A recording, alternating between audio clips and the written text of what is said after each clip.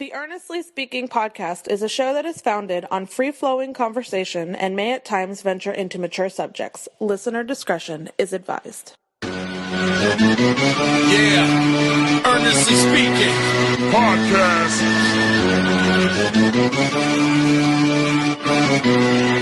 Let's get it. I'm a giant in New York, in Miami carry heat. So much more in store, my product can flood the street. Opinion Nation Godfather, CEO. Puff in the late 90s, gon' see me blow. Oh, got my hustle on, no imitation of that. Army of untouchables, Opinion Nation staff. Never an off season, homie, check the numbers. Heart throb in my own right, supplying southern comfort. Earnestly speaking, my ego is well fed. Earnestly speaking, you're too feeble and no threat. See, I'm like a hurricane, you're a mild breeze. Earnestly speaking, leaving Eli a dynasty. Shake!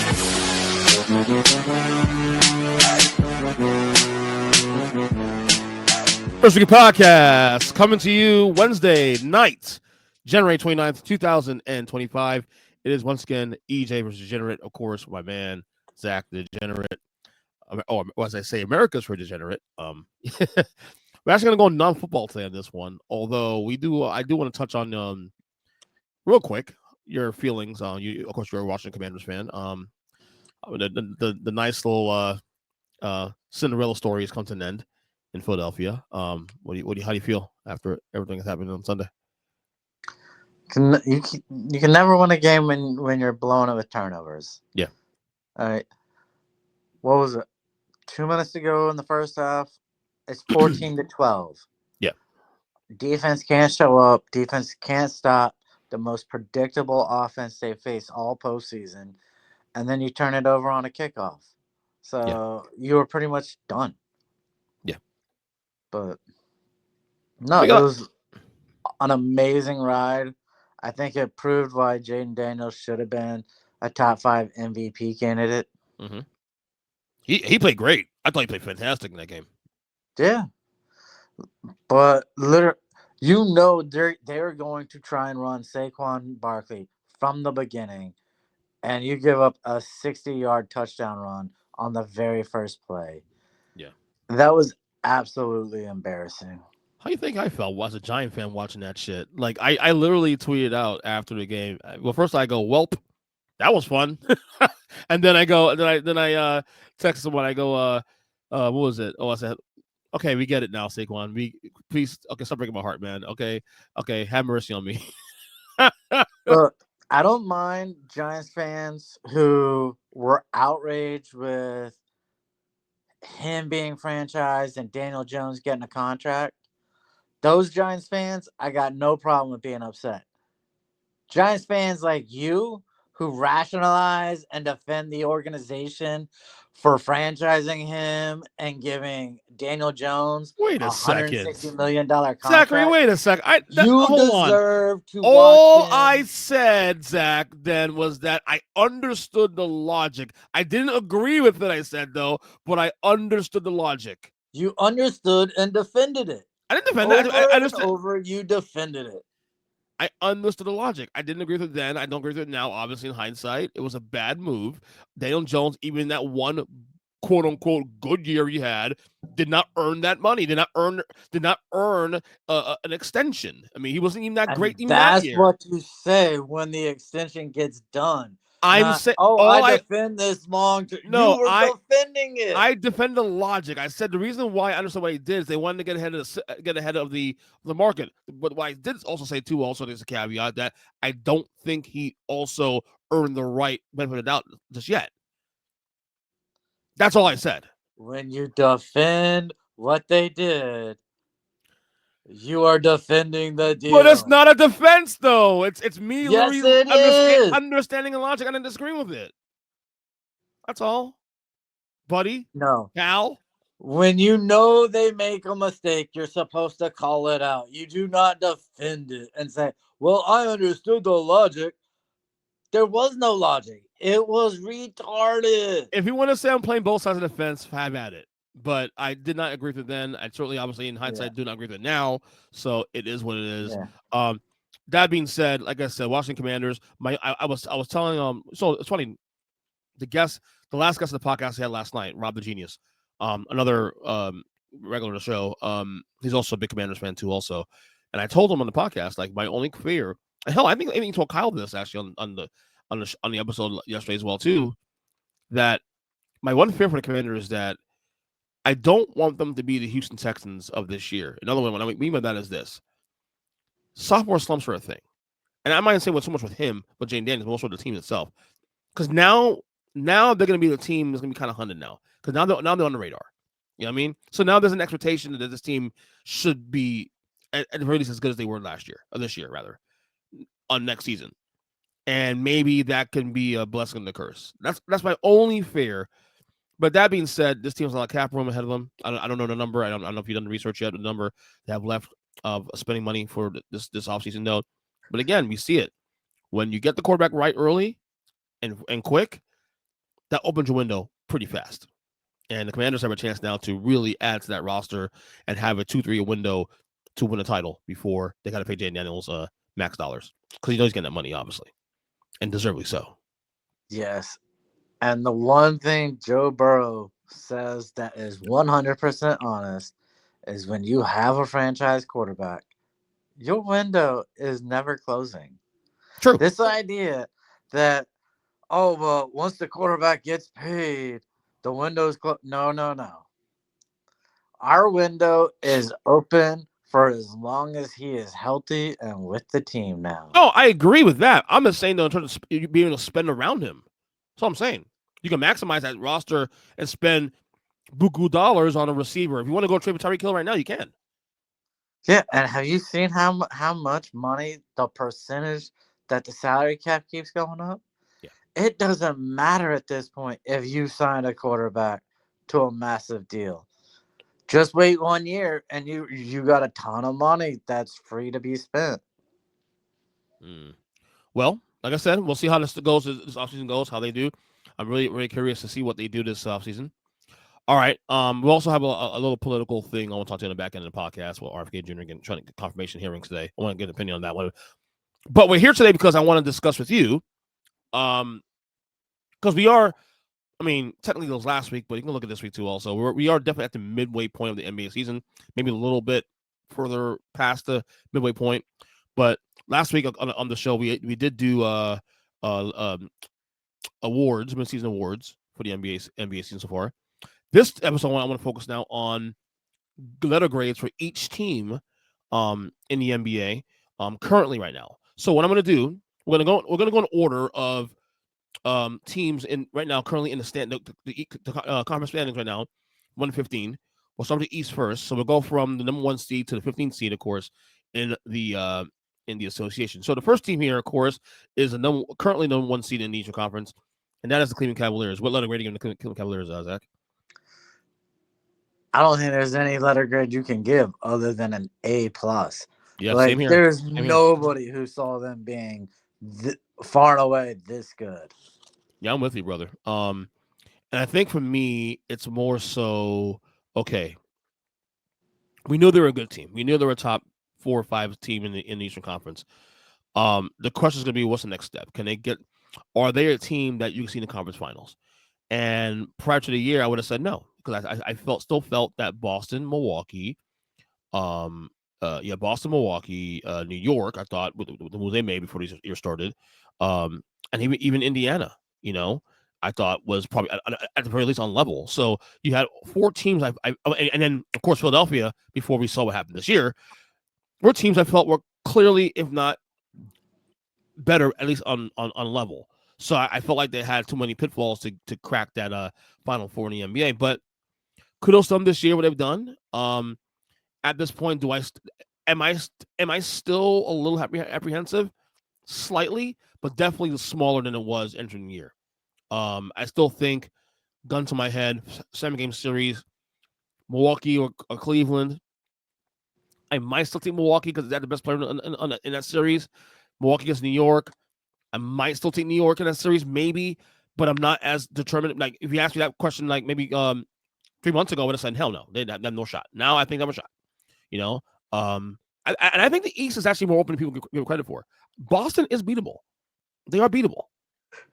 Absolutely, they're beatable, and that's why you had to give Cleveland an A+ because they have proven they can beat them. And if I'm Cleveland, I'm not afraid of anybody right now. Why would you? You are built to stop Giannis with two athletic bigs that they have in Allen and Mobley. You should not worry for a second. Yeah. So, All right. The number 2 seed in the Eastern Conference right now is the Boston Celtics. We'll never give them the Celtics. I'm giving them a B just for the simple fact I expected them to be the 1 seed, and you not being a 1 seed, you get a letter drop. That's all there is to it in my book. Well, we're 2 for 2, but they have a B as well, too. I mean, they're good. They're really good. They're top 2 seed in the East. They're right where probably should be. I would say maybe a little better. But, of course, there is something to be said about being the hunted now. When you are the champion, you're going to get everybody's best shot. So you have to kind of bake that into also. Also, not having Porzingis, having Porzingis in and out of the lineup, too, is a thing. So you got to get them a little bit past there, too, also. At the end of the day, they're still top 2 seed in the East, and most people will still label them as a favorite to win the East right now. Would you say that they're a favorite in the East right now? If not clear cut, at least a favorite, though? No, honestly, I think Cleveland is the favorite now. Really? Yes. Whoa. Okay. We're going to have this discussion in the months to come before the playoffs. Okay. The 3 seed in the East, New York Knicks. What you got? What grade you getting the Knicks right now? I gave them a B+. I Mm. wanted to go A- for the fact they had won the trade, but the lack of depth on that team and the amount of minutes you're putting on that starting lineup, I can't go any higher than a B+. I was close. I did give him a B. And the reason I didn't get a B+ higher was because of Thibodeau. I think Thibodeau is the weakest link of this team. He's a good coach, yes, but he's stubborn as hell. And this whole shortening rotation thing and maxing out those guys right now during the regular season, it's going to cost them later in the year. They have a slow start because they're gelling, obviously, but they have played better in the last month or so. They had a little bit of a skid earlier in January, but overall, though, the Knicks have been good as we thought they're going to be. And I do think when Rubber meets the road, when it comes, against Boston, against Cleveland, as you mentioned, they're going to be hard out. I don't know if I'll take them ahead of them yet, but they're going to be hard out. So the Knicks going to be. It's a good start to the year so far. They're going to be a problem. All right, the Milwaukee Bucks, the 4 seed. What do you got? I'm actually giving them a B. Wow. I want to go B+, but I'm just going to go flat B because they started out so slow. But I never expected them to be a top 4 seed. With the way Lillard played last year, I just didn't see it. And I had expectations of injuries crippling this team. So I gave them a B. I gave it a C, actually, because of the slow start. Now, yes, they have turned it on. And I still think, they're going to be a problem in the playoffs. Because they'll have pretty much they will have the best player, at least in the East. In every series they play in, they'll have the best player on the court. We know that off the rip. But it's all pieces around them. Also, will they make a trade? Will they trade away Chris Middleton? Will they bring in Bradley Beal? Who knows? That's on the table right now, apparently. Why would Milwaukee want to take Bradley Beal? Can you explain that to me? No, I'm with you. Well, first of all, you're going to trade an injury from another injury from player. Yeah, I would like someone to explain why any team in the NBA would take Bradley Beal. The only reason I want to take Bradley Beal's point now is because of the no trade clause. That's the only reason why I would never take him. Wait, so if he had a no trade clause, you'd take him on your team? I would. Depending on what you're giving up for him. Depends if it doesn't cost much. It's going to cost a little bit though. So he's still averaging 18 points a game in Phoenix right now, dude. It's a third option. He's a B- player. He has never cared about winning. He's definitely overpaid. He's definitely overpaid. About getting he's definitely overpaid. No doubt about it. He's definitely overpaid. We agree with that, and that's a Washington problem. They decided to make that decision. The fact that they were able to get rid of him, even by doing that, was actually kind of a miracle. But we'll see. But the Milwaukee Bucks in general, again, they have Doc Rivers as the coach, and we know how that story goes. But again, they'll have the best player on the court every series against every Eastern Conference team. But I still, like I said, they recovered well. They won the in-season tournament, the NBA Cup, what they call it now. I still think Milwaukee's a problem.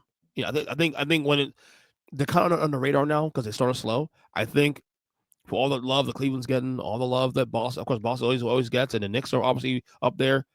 I think Milwaukee's a little bit on the radar, man. And Giannis is still Giannis. He's still pretty great, man. So there's that. All right. Number 5 in the East, Indiana Pacers. We're ready to get them. I'm giving them a B+. A B+?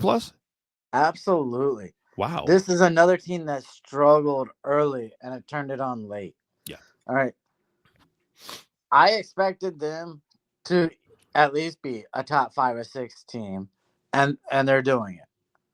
They're one of the few teams that can compete against any team in the Eastern Conference with Tyrese Halliburton. So I got to give them a B+ just for where they are. Wow, you were very gracious grader here. I gave a C because they are where they should be, so it's satisfactory. But there was an opportunity missed for them to really step up and and really take things over in the East and be there on the top. I don't remember any injuries. Also, any injuries to speak of really on that team either.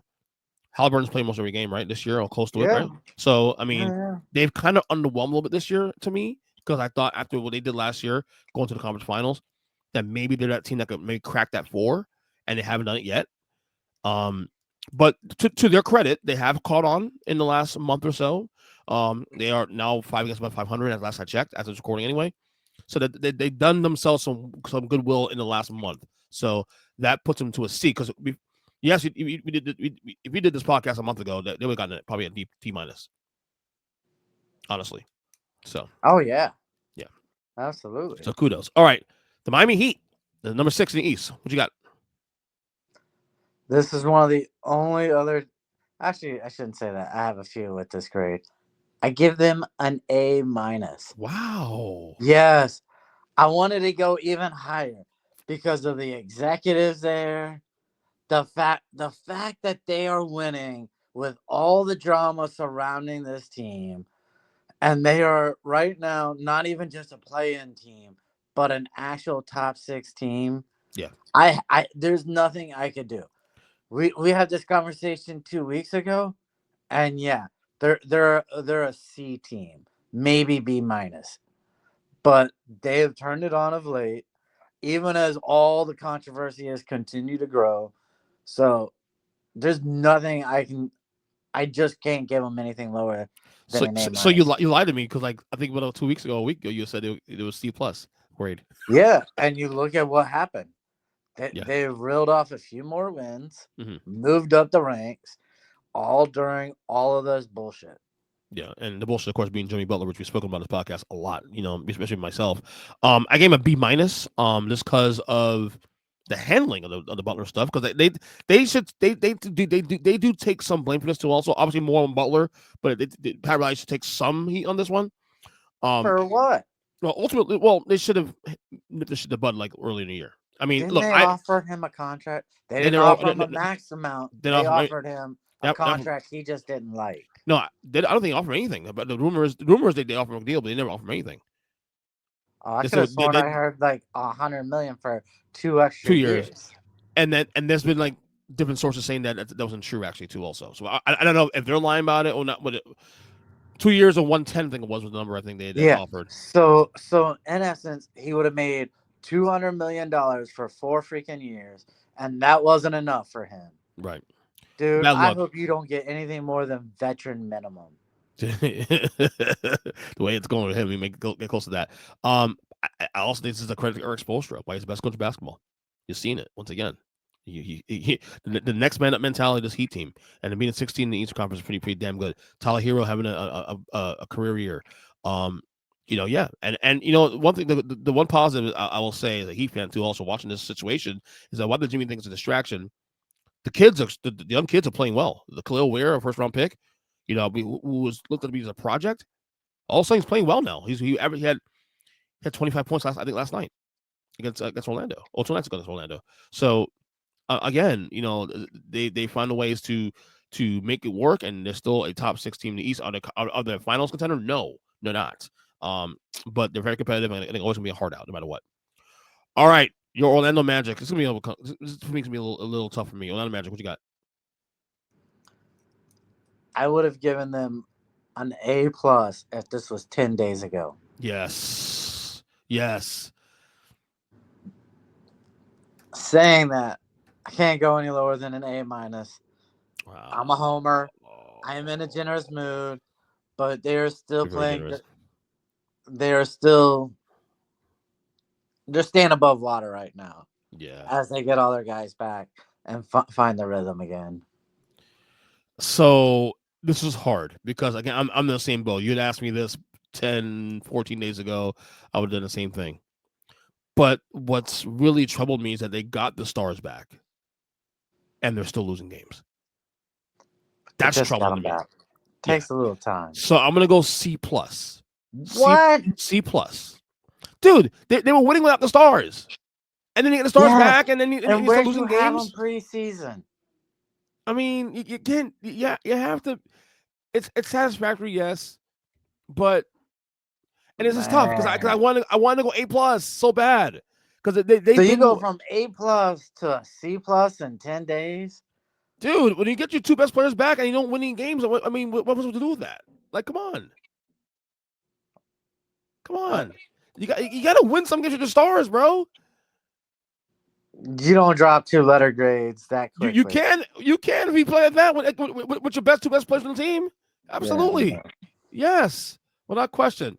All right. The Detroit Pistons. They are the 8th seed right now currently and playing team right now to start today. What'd you get into the Pistons? I gave them a B+. I never expected them to be this high. Yes. Look, so many teams exceeded my win totals or my projected win totals. Mm-hmm. So when you do that and you're playing playoff level basketball, I'm not gonna critique you so hard that you deserve a C for satisfactory. No, they are playing way above what you expected them to be doing. Which is why they should be higher than a B. This should be an A. This is one of the best stories of the year so far. What are you doing, bro? Can't go any higher than a B+, man. Okay. My paper has it written down as an A, but I couldn't do it. You couldn't do it. And I get it, man. But the story of the year, man, right now. Well, not story of the year, but one of the top 5 stories in the league. I argue top 3. Kay Cunningham, we see a star in the making. He might be a top 25 player in this league. The way he's going now, when we do our list next year for next season, I would gather think at least one of us or all of us may have him in the top 25. Well, I think all but you had him top 25. Oh, so I'm the one lacking in the whole thing. I'm the one late to the party. Okay, I apologize, bro. All right, the Atlanta Hawks. They're the 9th seed currently in the East. They're essentially where we thought they would be, possible play-in team. So I'm gonna be a little nicer than I should. I'm gonna give them a C+. Okay. But they are exceeding my expectations right now. Yeah, I went C, not C+. I went C though, and I see that. They're actually a little better than we thought they would be this year. Especially in the conference, has been much better this season. And I mean, like I said, they did start slow when they started. So they started really slow, and then they came back and they were competitive for a while. So, and they're still competitive, to be honest with you. They won a big game in Boston a couple weeks ago too, also. So, yeah, it's a solid team that's going to be a playing team, and maybe if they get a break here too, they may make the playoffs. You know what I mean? So, yeah, C's fine. They're right in the middle of the pack. You know what I mean? So, all right, number 10 in the East, Chicago Bulls.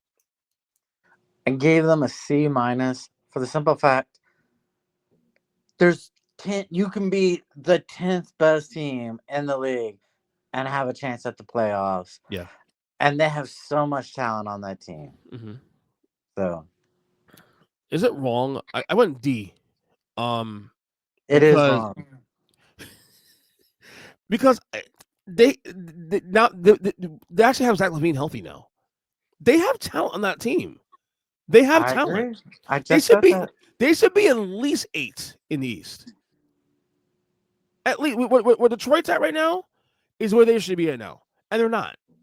And like I said, the reason why I didn't think that would be as good this year was because I thought Zach LaVine wouldn't be healthy, but he's been healthy this year.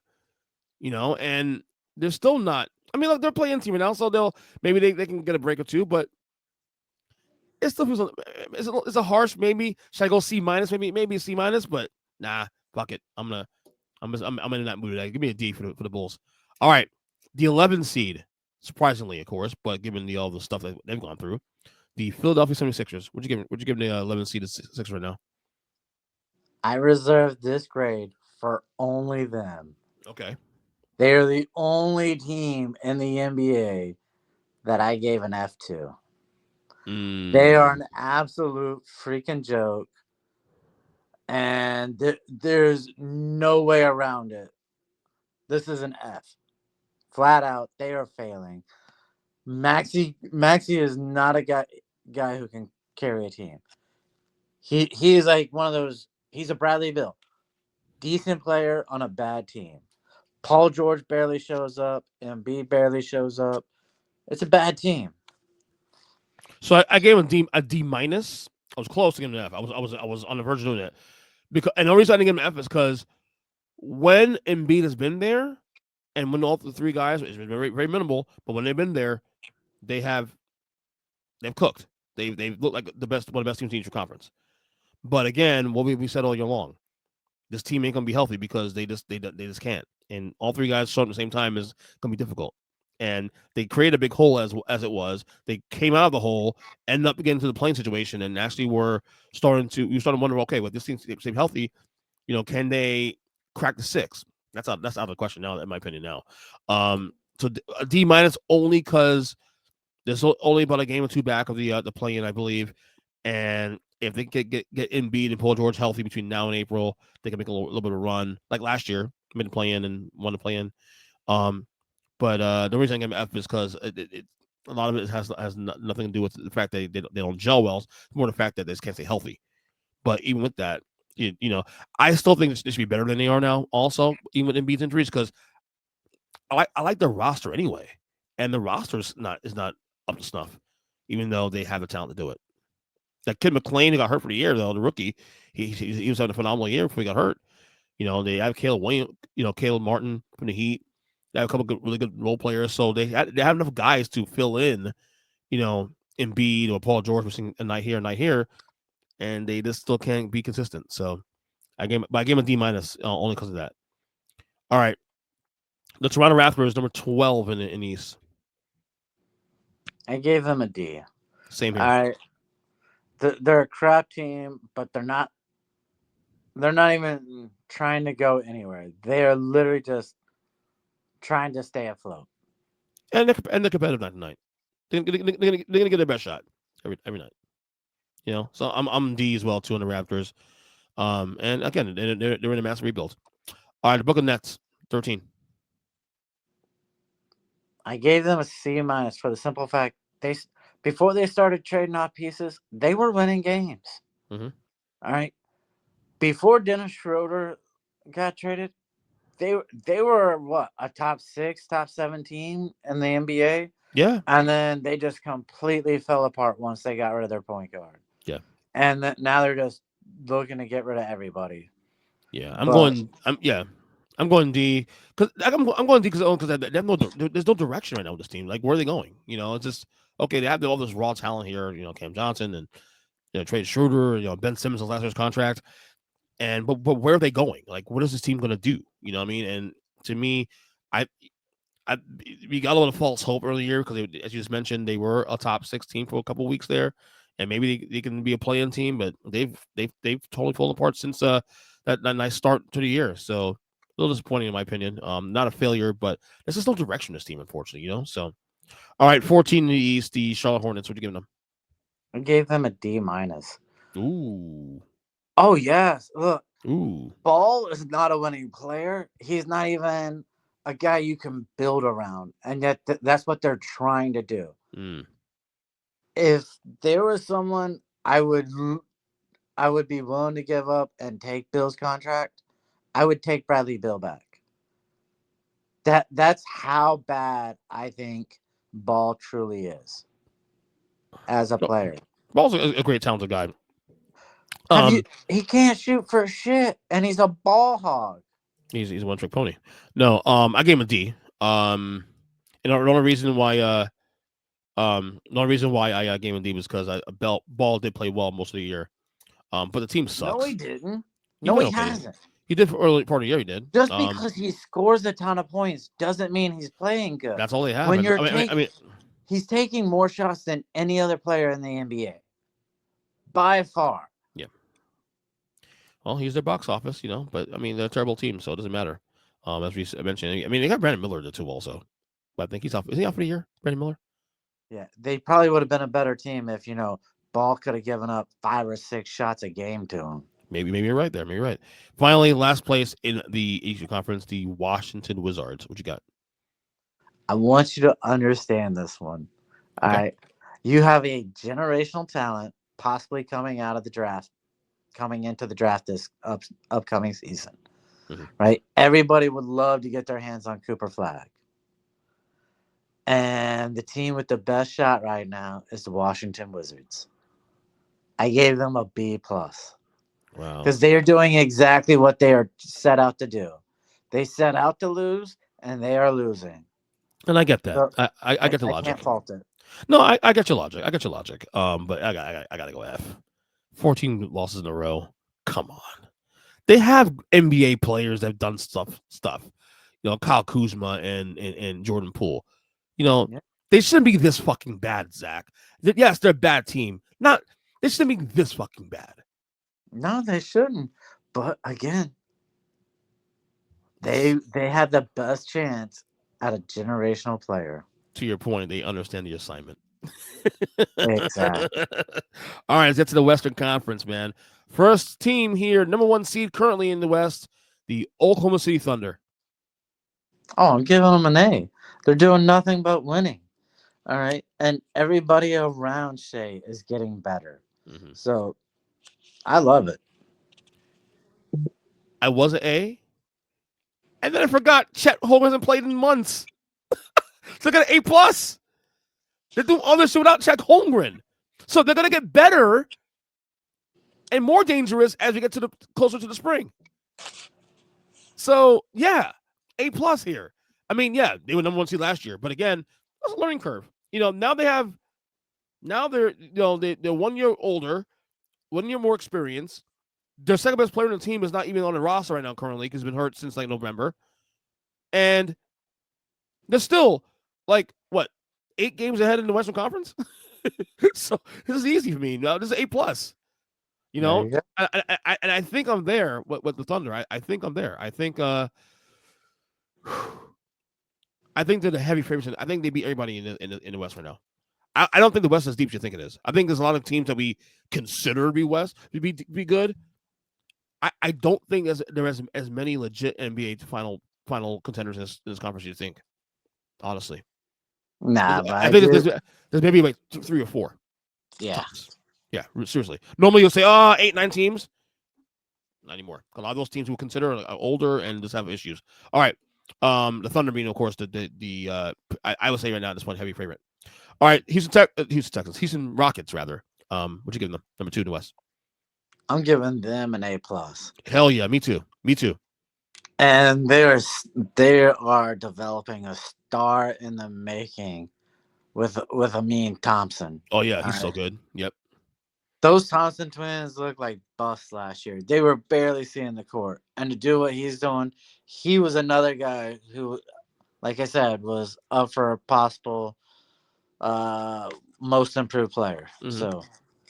Yeah, A+ there too. Also, Ime Udoka, my opinion, is coach of the year right now. I told you that last week on the podcast. He walked into Boston on Monday and they beat the Celtics. Come on now, man. That's and this is the Houston right now is what the Thunder were the last couple of years. The team to come up. Yeah. So absolutely. So yeah. All right, number 3 in the West, the Memphis Grizzlies. What you giving the Grizzlies right now? I'm giving them an A. Okay. All right. No, I don't remember anyone expecting them to be in contention for a top 4 seed in the NBA Western Conference. And Ja, he's back. Mm-hmm. there's a guy who will be able to stay in front of Shea. One of the only guys in the NBA who has a legitimate chance of staying in front of him on defense. So I did go B+ on this one because I was one of the people who said that they'll probably crack top 4. Because when we saw last year in that one little month window when Ja was suspended, remember the Grizzlies had that slow start that they were like what 3-18 to start the year. yeah. Ja comes back for the next month, they're winning games. All of a sudden they're like flirting with the playing situation. I said they would make a playoff spot. Right, yeah. And then Ja gets hurt and is out for the year, and then they just fall apart. But I told you, Ja Morant is on the team, and this team's a 50+ win team when he's on the court. And so I'm not surprised what they're doing here. There's nothing here that surprises me. I thought to be a top 4 seed in the West because of the only thing I was saying is that, okay, if they are, is Ja on his best behavior? If he stays healthy, you make that in. But I assume he'll be healthy and all that, and he has been so far. So yeah, I'm not surprised at all. That's why I gave him B+. Honestly, nothing here shocks me with the Grizzlies at all. All right, the Denver Nuggets, number 4 in the West. What you giving them? I'm giving them a B-. So am I. I expected them preseason to be higher. Right. Granted, you could say it's the injuries that cost them an early start to the season, but I mean, I'm giving them a B-. They got one of the few teams. They're one of the few teams that will be able to compete to come out of the Western Conference and go to the finals again. Yeah, B- as well too. Also, can I just give an X grade for Jokic? Give it A++. Yes, that dude is amazing. He's having one of the greatest seasons of all time since I've ever watched basketball. Yes, correct. No doubt about that. And yet I feel like because he's been so good, and everyone else around him has not been as good, I feel like Denver is still a dead man walking. Once you get to the OKCs of the world and, the younger teams there, I actually believe now the veteran leadership of this team may not be as positive anymore as you think. I think those teams on the top of the Western Conference, Houston, OKC, Memphis, those teams are primed to go to the finals now. I think this is a new league now, and unless Jamal Murray's healthy, unless Michael Porter Jr. plays better, Aaron Gordon, you name it. I don't see Denver getting to the finals unless, even with as good as Jokic is, and this is not a knock on him, but he needs those French parts to be locked in to compete with OKC. That's just how it is, and especially when they get Chet back, So, but yes, are they finals contender? Absolutely, not question, because they have that guy. But yeah, they need to step up the fringes, other star players in that team. Jamal Murray especially too. All right, 5 seed in the currently in the West, the Lakers. Oh, I'm giving them a B. There is no way you could have convinced me preseason they would have been a top 6 seed. No way you could have given me any argument in the world and had me believing that they were going to be a top 6 seed. Yeah, I gave them a C+ because I thought they'd be right there, the 5-6 area, and that's what they're at. JJ Redick has done actually a decent job with that team so far. LeBron is still LeBron for the most part. AD I want to go back. How did you envision them being a 5-6 seed when you had you saw Memphis, you had Denver and OKC, and there's a few teams down this list? So I'll tell you now. If it wasn't for injuries. So I'll tell you right now. So right now the 6th seed, the Clippers. So I had the Clippers not being this good, and I didn't have Houston being this good. So that's 2 spots open right there. But didn't you have Minnesota better? Dallas Minnesota was gonna be really good. Minnesota was one of those teams that like I think I took the under in Minnesota this year as a result, because I thought losing Cat at least for the first couple of weeks, my first couple of months may hurt, So the adjustment there, but I didn't think it'd be this bad. We'll get to Minnesota in a second, by the way. This is disappointing as hell. No, Lakers being anywhere between 5 and 7 for the Lakers, I thought they'd be at anyway, because if those guys are healthy, you know how it is, man. I quite as kept, I actually like the roster. I really do. If LeBron was 5 years younger, though, I like it any more. Yeah, so, but he's not. He's not, exactly. Clippers. Speaking of Clippers, we mentioned they'd be the 6th seed currently in the West. I gave them a B too. Mm. You had Harden basically carry this team for most of the season, and the dude is old. All right, Kawhi missed the first 2 months. Then they babied him in for a 3rd month. So is he playing? He's not playing much, is he? I don't think in the last couple of weeks he came in for a little bit and that was it. So frustrating, dude. It's so frustrating to watch this shit. Yeah. It really is, and this is why I gave him an A, because I thought this team would implode this year. I thought James Harden's old. You just mentioned he's old. They lose Paul George. Kawhi is unreliable, and yet they're still in the top 6 in the Western Conference. That's Ty Lue, man. Yeah. Ty Lue. Come on now. So A for me for the Clippers. All right, number 7 in the West, the Minnesota Timberwolves. I gave them a C.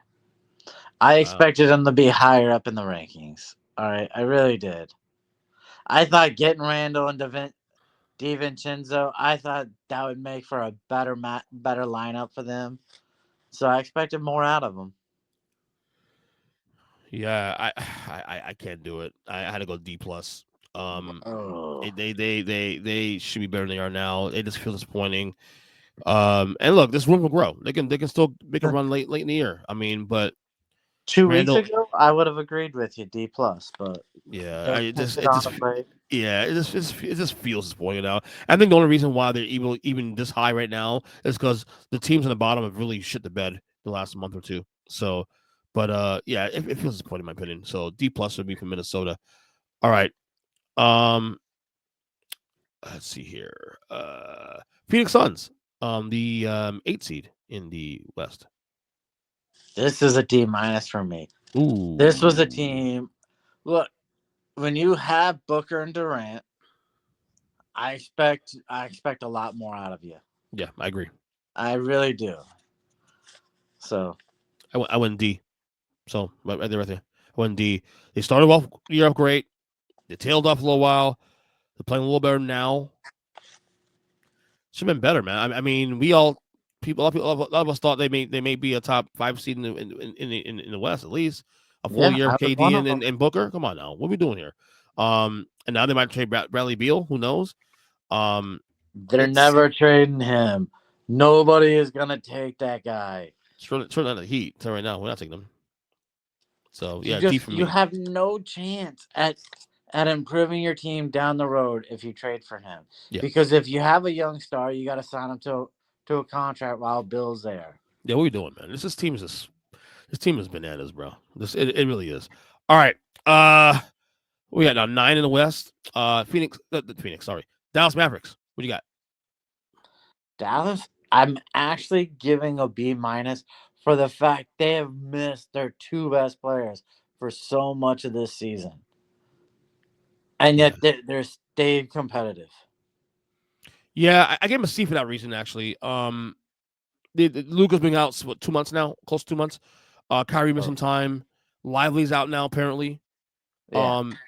But I think they're the one team in the Western Conference where seeding doesn't matter. If they get in the playoffs, they can win on your home court. So I don't think the team for them matters. Because I think they're the one team in the Western Conference, one of the few teams in the Western Conference that could win a series and not have home court advantage because I have Luka. Now, this is also with the impression or with the assumption that Luka Doncic is healthy and Kyrie as well too. But I think the likely injury was Lively, right? Yeah. Yeah. Injury is huge. I think it's huge because he was so key to the finals run last year. So key. So they didn't get him back before the playoffs or close to the playoffs. So, all right. The Sacramento Kings, bud. What you got? I gave them a C-. Had they fired their coach earlier, it might be up to a C+. But now there's word that De'Aaron Fox wants out, and this team could go on full implosion. I'm just giving them a C-. I went D+. I went D+. I was hoping this year I thought last was an aberration when they took a step back. But man, because now we're hearing De'Aaron Fox now is on the market. Now we're hearing that now. Why? Yeah, I would tell him and his agent, you're not going anywhere. Does he want to leave or the team wants to trade him? Oh, he wants to leave. Okay. That was the whole reason why they got rid of Mike Brown. Because there were conflict issues between those two guys to begin with. But he's gone now. Mike Brown's gone. Like, what are we doing here? I don't know.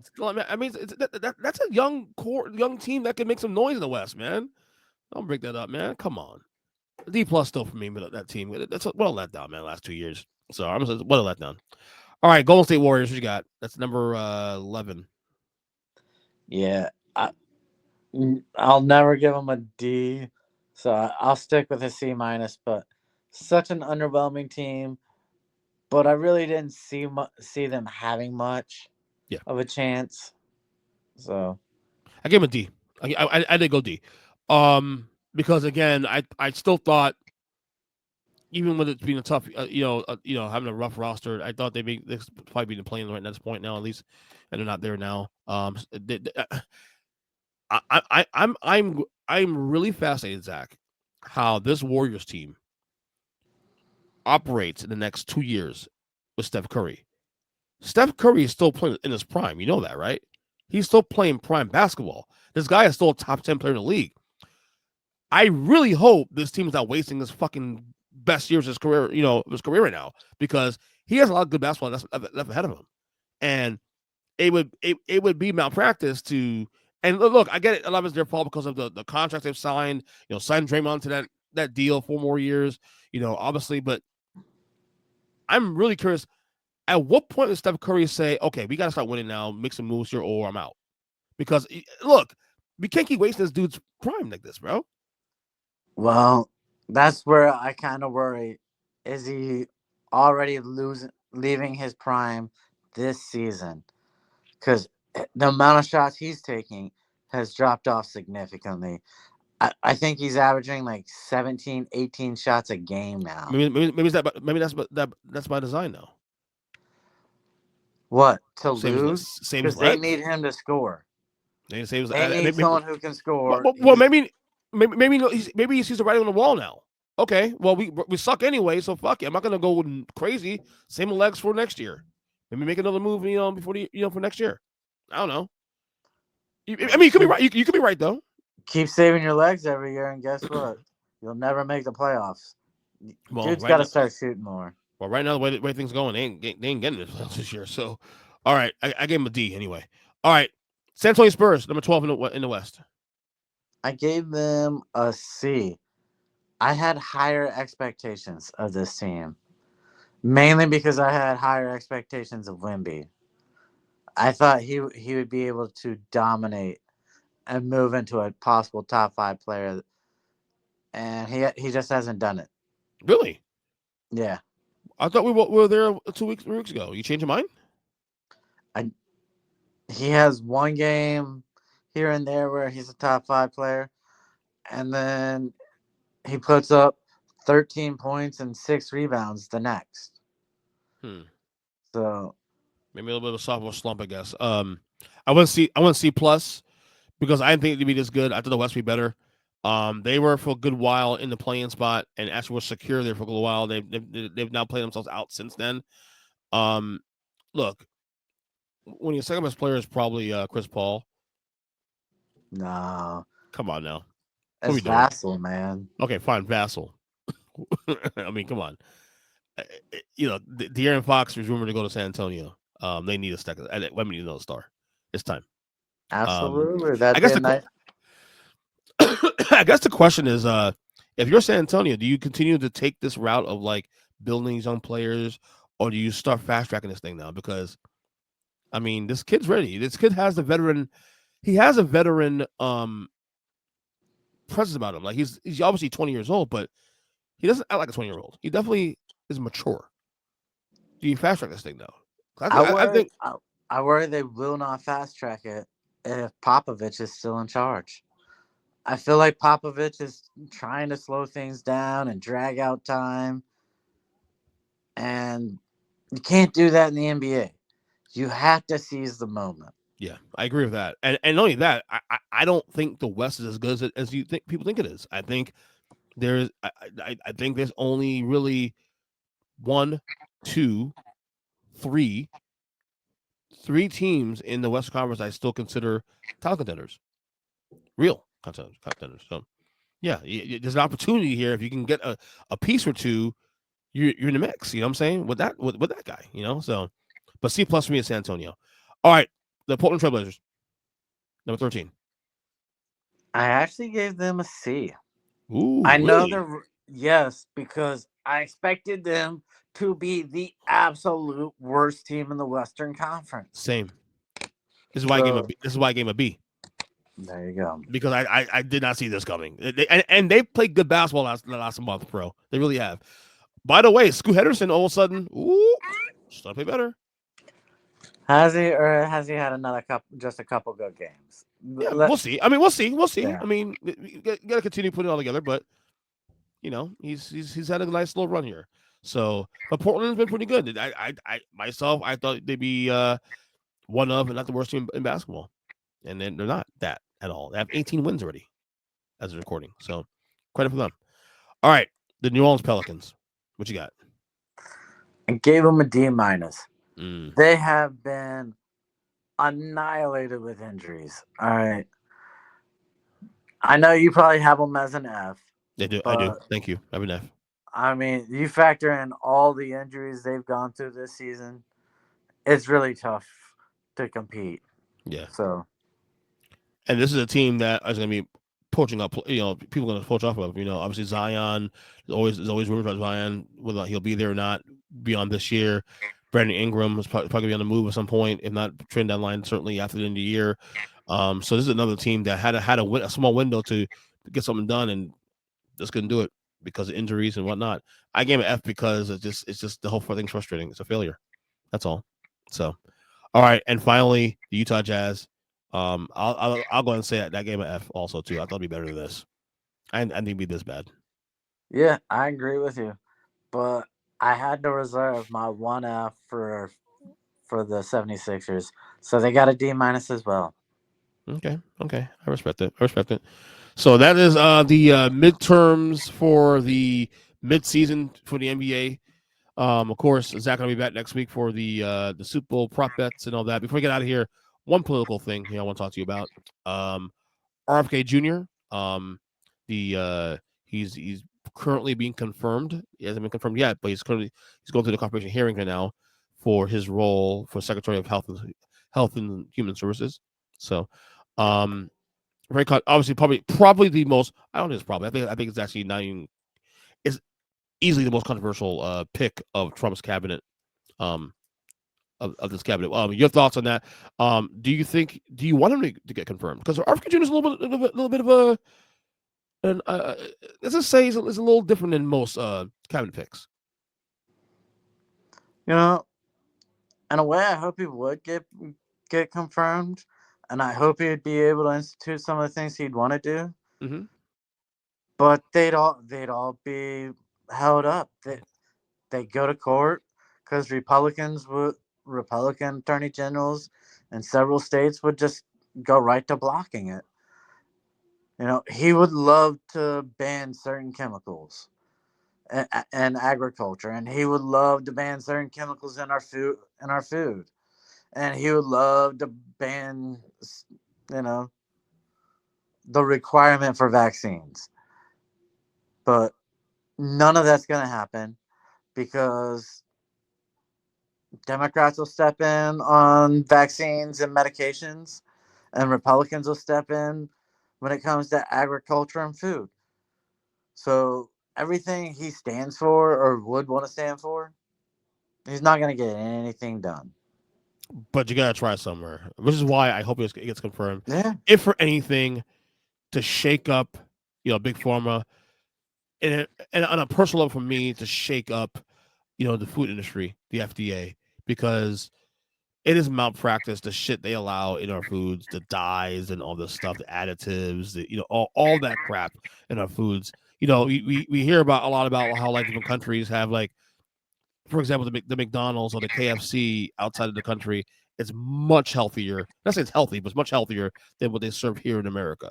And the fact that we approve this shit in our foods for us, for our children, RFK, look, both things to me right here. RFK Jr. is a fucking wackadoo. Yeah. Correct. We both agree with that. But on this issue with seed oils and everything else of that nature, I am 1,000% with him. It's not just seed oils. How about we start at something very simple? Kids in school cannot get sugar foods. They cannot get sodas. Yeah. Like, vending machines should be banned in all schools. I would say elementary schools at least. No, all schools. Oh, okay. All schools. Great, K through 12. If you want a soda, you have to bring it from home. Yeah. All right. That is the only way you get one. Okay, yeah, I agree with that. The amount of sugar should be banned. Then we should not be subsidizing all of these food companies like Tyson and whatnot, where we call processed chicken nuggets a healthy protein and French fries a vegetable. All right. Neither one of those things are good foods for children.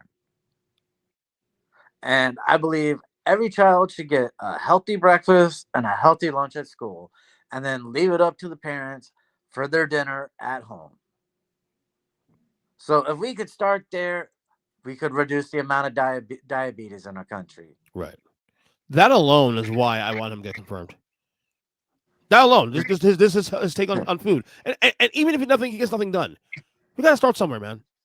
And who's going to stop? Who would step in and stop? Would it be Democrats or Republicans on something that simple? Probably both. It'd be Republicans. So yeah, probably his own people. Well, not his own people. He's not just a Republican, but you know what I mean. Yeah.